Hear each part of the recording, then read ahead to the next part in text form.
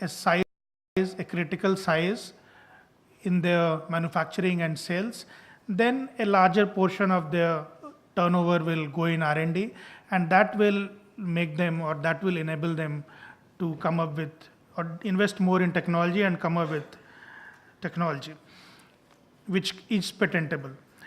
On the second issue of standards, we have taken up with Bureau of Indian Standard to work with Ammonia Association and hydrocarbon.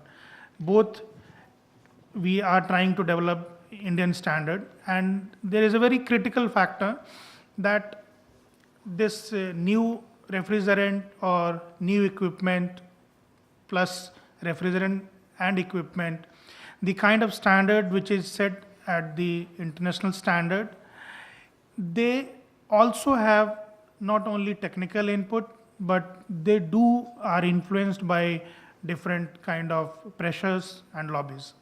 So this standard development or revision has been discussed in Montreal Protocol also, and we feel that for Indian conditions, we should have our own standards on safety and toxicity in this sector. But again, I would like to tell you that these markets are very integrated, be it automobile market or air conditioning market. They are world over quite integrated. So it will be very difficult to have a altogether different set of standards, but some modification for its adoption in Indian condition is certainly required. Thank you.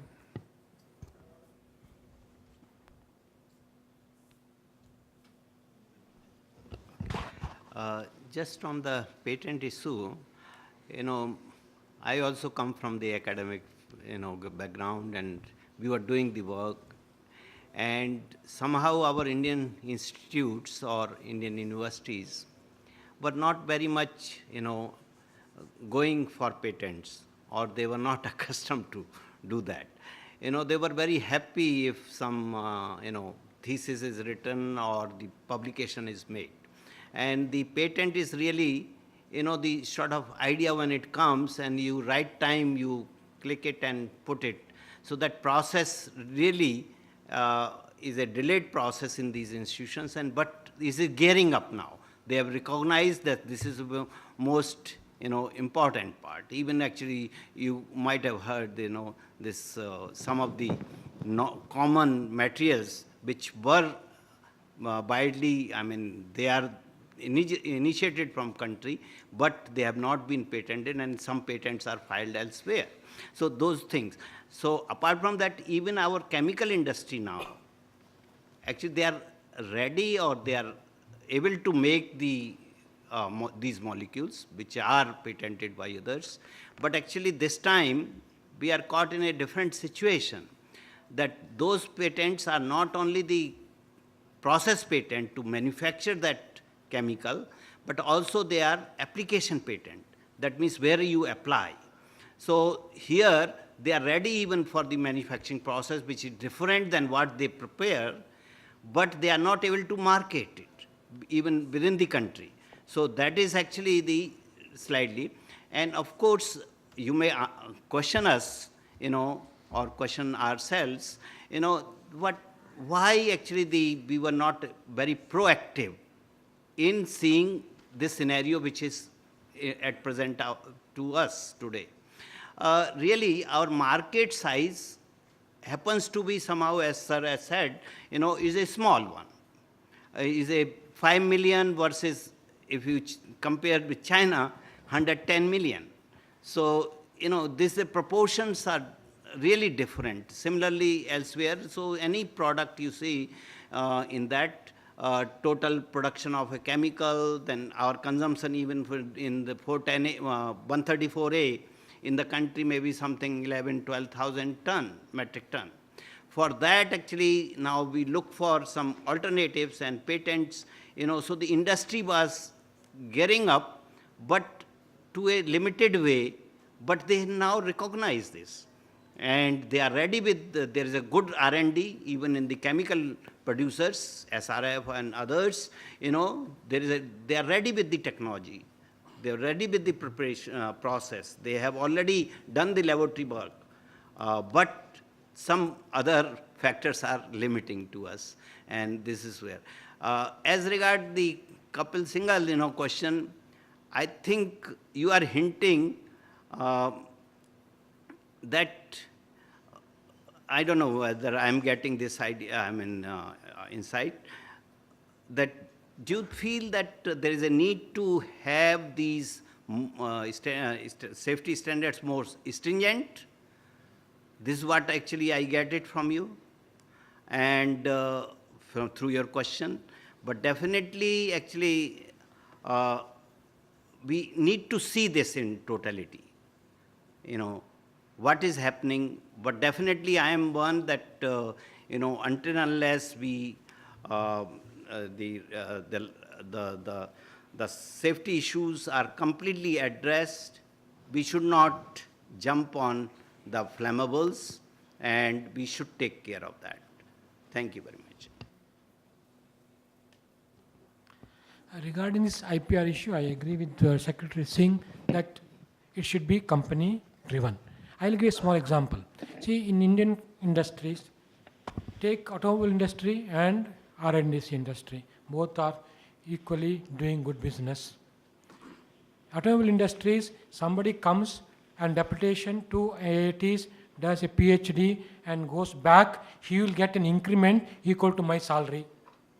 Whereas R&AC, PhDs are untouchable. They will not get job except for the teaching. So with this scenario, the patents in R&AC is hard to come because there is no, who is responsible? It is the company because they won't give jobs first. Okay, this is where we are stand. And now, as Professor Agrawal sir puts it, we are now, the patenting business is picking up now. We are also started. It is not, it's unheard about 20 years back. Now we are picking up. Thank you. Thank you very much. Just before... Can I quickly add, if you allow me? Quickly. Quickly, yeah, very quickly. So, Professor Agrawal, you took me very rightly. I'm hinting towards, probably we need to have more stringent standards for India for safety. And there is one of the evidence which is already available for the same, which is with the gas cylinder rules. While I was working on the gas cylinders for high pressure, like 410A and all, globally, whether it is Europe, where again disposable cylinders are not allowed, or in US, the temperatures, the design temperature for packaging taken is 42 or 55 degrees centigrade. Whereas in India, it is already taken at 65 degrees centigrade. So for some of the standards which are designed for India, in India, we are already at at a benchmark where we consider that in Indian scenario, what is going to be best for us. Whereas for this specific, use of refrigerant in air conditioner is something which I feel we are lacking. We have not yet optimized based on, Indian requirements. So that's specifically my concern is, that when we design anything for India, we need to consider Indian use and abuse of technology, because it's not going to be only use. We need to consider if something goes wrong, then what happens. Thank you. Thank you. Before concluding this session, I'd just like to offer the floor once more to my friend and colleague, Joint Secretary Manoj Singh, to say just a few words. Thank you, Mr. Chair. I will quickly refer to 2-3 points. There is distinctly uncertainty in what is coming in future, but industry and government in India, we look at it as an opportunity. The issue of energy efficiency, whether being eligible for funding under MLF or not, we want to keep it at the center stage of Montreal Protocol because we see it as an opportunity to work together with Power Ministry and various sector of industries which are in appliance making, which are driven through electricity, because air conditioners are the most energy guzzling equipments.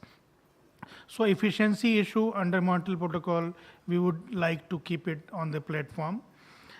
Third, the phase down of HFC is very distinct from what we had in HCFC and past refrigerants, because there developed countries had already phased out a substantial portion of those gases, and developing countries were still increasing in their consumption.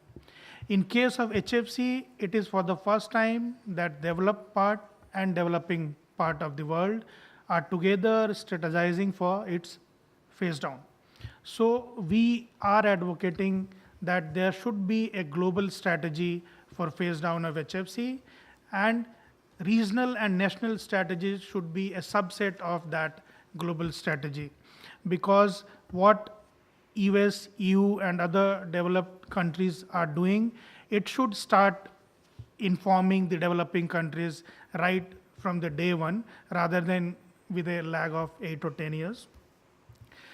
Last point, as Madam was mentioning about this freezing kind of situation here, we have submitted a note on this subject for approval of our minister, and we will be circulating it to all the stakeholders, that we are trying to come up with some kind of notification or legislation to limit this thermostat at 24 degrees centigrade.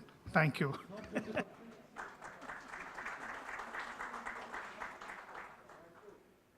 Okay. Well, thank you very much to all my fellow panelists and speakers. You've done a great job this morning. Thank you very much to the audience. You've provided us with lots of input and ideas and very good questions. And now I think we all deserve a little break. I believe there will be some lunch being served. And so I don't know whether it's outside there. Okay. Enjoy your lunch, and please come back for this afternoon session, which will be even more interesting. Thank you, everybody.